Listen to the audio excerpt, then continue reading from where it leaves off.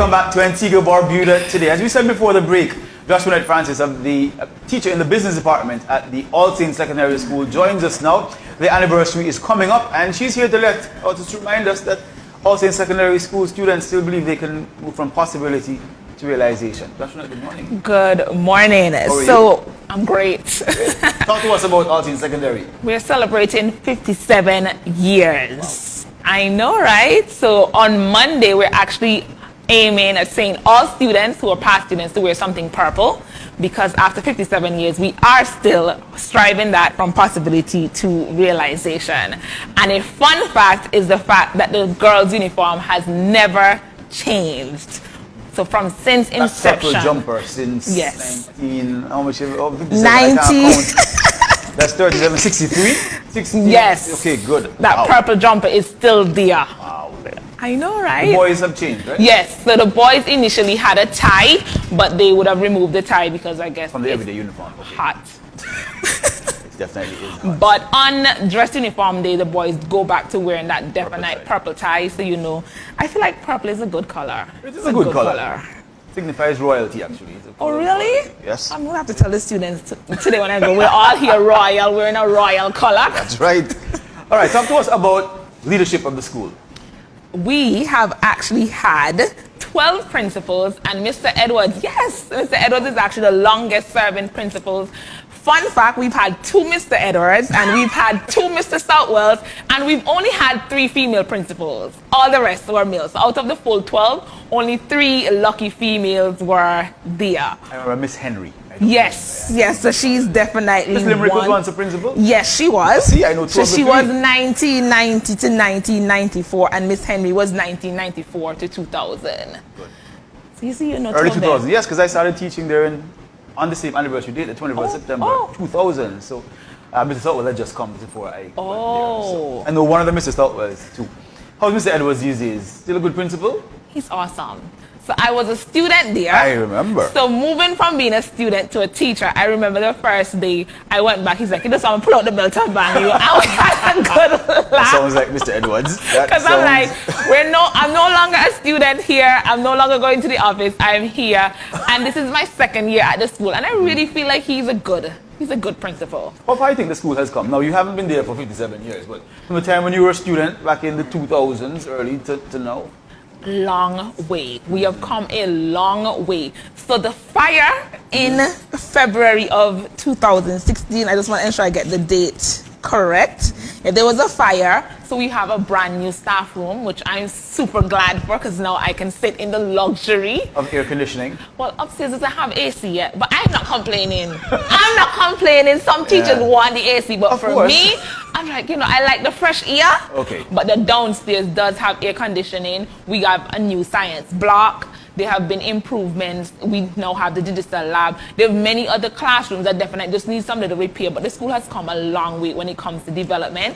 It actually started with 10 students in 1967, and we're now at a roll of 664. Nice.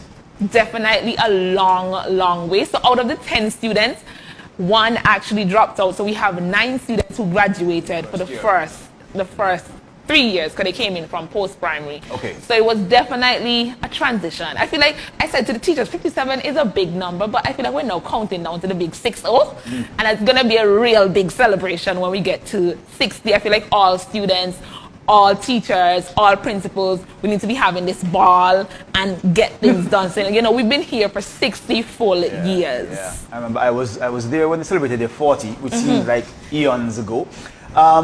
It is still the intense rivalry between houses. I know, I'm a proud Yellow House teacher. Oh no, I hate. For some reason, Miss Harris, all those other Yellow House teachers, Yellow House is not my favorite house. No, sorry. But is there still a rivalry? Yes. So, Sports Day this year, I'm so glad it happened before COVID. It was the regular Yellow House, and Green House is actually now the top house. Always has been. I'm just saying. No. When I was there, Yellow House was the top house, and then when I went back as a teacher, I was like, I have to go back in Yellow House. And Mr. James was like, so it's a random selection. I'm like, I'm not coming here. I'm going into any other house but Yellow House. I can't be a Yellow House student and not be a Yellow House teacher. So I said to them, y'all win this year, but next year we're going to win. all things being equal and COVID gone, we're gonna win next year. And then every year that I'm there, your house could just win.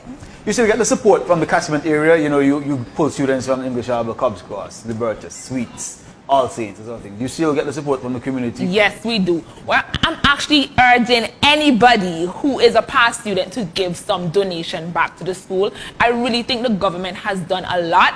We need more wash stations, we need constant hand sanitizers, we need soap, we need masks. There are a lot of stuff that the government has done, but I feel like as past students, I'm actually trying to organize with the 2010 class. We actually formed the WhatsApp group and we're trying to donate 2 wash stations to the school.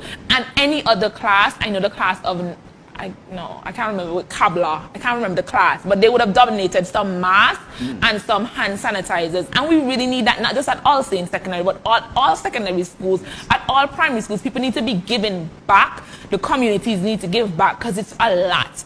These students run through the hand sanitizer. They come and they go so, and then go so, and then the hand sanitizer is done. You urge them to do one pump, but they don't adhere to the one pump, do they? You know? The more the merrier. The more the merrier. And then some of them, they go with their stuff, the thing that they bring from home.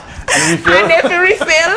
So it's definitely something that we need to constantly refill. And the help of the community can go a long, long way. All right, so you've come a long way, and we're pleased to see the progress. You usually have a church service in anniversary. Are we doing that, or unfortunately because of COVID, we are not? So we have put on hold graduation, church services, anything that involves a gathering. But I actually had an idea. My friend who teaches otters, what they did is they just took 10 students from each level, and then they had the service. Why didn't we think of that? Because then that would have worked. But I guess we always wanted all the students there, and that really, I feel like they wanted everybody to be a part of it. And just having it with just some students would not have been the same thing. So we're actually not having the service. Or you could do what the Royal Police Force of Antigua Barbuda did. Just have a few students, not for graduation, but for the service. Just take a few students and go to each of the churches within the catchment area. So you will send, I don't know, 2 teachers and 3 students to All Saints, and then some to Cubs Cross, etc. But the other opportunities that will come around, I am sure. I hope. Still the camaraderie among the teachers there at All Saints? We have a good bunch. I feel like we are a good bunch of teachers. So the thing is, as a student going back to a teacher now, I have many teachers who taught me, and that is also like, oh my gosh.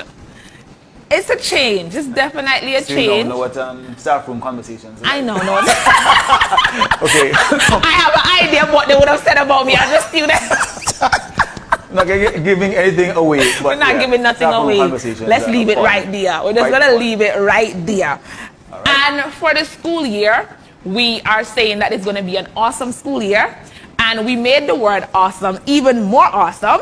So we're saying that the A in awesome stands for always on time. So we're telling students we needed to be on time with Google Classrooms. We needed to be on time for school. We need to be on time to submit your assignments. And then we're saying welcome everyone with a smile. So it was funny because everybody had on a mask in assembly, and we were like, turn to your partner and smile. And everybody's there laughing because they can't see that person smiling. But I said to them, and you can try it with your colleagues, when you smile, your cheekbones get a bit higher and your eyes light up. So I said to them, even if you're not seeing teeth, you're seeing that cheekbone, you're seeing it go higher, and it's definitely a way to welcome someone. We're never going to change. I don't think that we should change welcoming people with a smile because of COVID.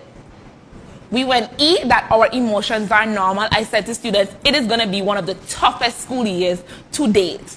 We as teachers, you as students, we're not accustomed to online learning. We're not accustomed to Google Classroom, and you will get frustrated. You're going to be there and the internet is going to fail you. Your assignment is going to get deleted. As simple as you're trying to log on and you're not logging on, and this frustration that you feel angry, you feel overwhelmed, it is normal. What is not normal is the way you deal with these emotions. We said S stands for speak only the truth, and I said to the students in assembly, if it's not the truth, hush. You're right. Speak only the truth. And then the O stands for only positive vibes. So I said to students, like, we have lots of negative energy already. We have to wear these masks. It's hot. There are many things, but if you keep positive, at least I'm here, I'm getting an education, you know? We have to think of the things. I said to some of my students, you know, our system is set up that we split the school in 2. So we have some students come on one day, so we actually repeat every day twice. Okay. So we have Mondays 2 times, so it takes an entire 2 weeks to get through the 1 week calendar. I said to them, the positive is you're now in a class with 15 people compared to being in a class with 28 people. So you can now shine. You can now ask more questions. In here isn't as hot. That is a positive, and you have to ensure that you take only the positive, because if you take the negative, we're gonna go crazy. And then I said to them, the M stands for meals are necessary. I feel like with our mass, we take twice the amount of energy. Like at the end of the day, you go home and you're so exhausted. You have to ensure that you are eating your meals, because if you miss these meals, you will pass out. And the last E in awesome is for education, is your path. The famous Malcolm X would have had that quote. So you have to ensure that you come here and you're making an impact some way, some shape or form. Right. So I'm very excited to be a I teacher. am. I feel like I'm always super excited. So when the students see me on the corridor and they say awesome, I'm like, awesome! No, Joshua. All right, we're good to know that good things are happening. And say hello to the cafeteria staff for me. Hello, the bread and cheese is still Bread, slap butter, and cheese all the way. And a fruit bag too. Yes. But, all right, well, thank you so much for coming in and sharing with us. And all the best to Austin Secondary on their 57th 57. anniversary. Count down to 60. That's right. All right. So we'll be right back. Joshua Francis joined us from the Austin Secondary. We're celebrating their 57th anniversary. We'll come back to much more here on the program right after this.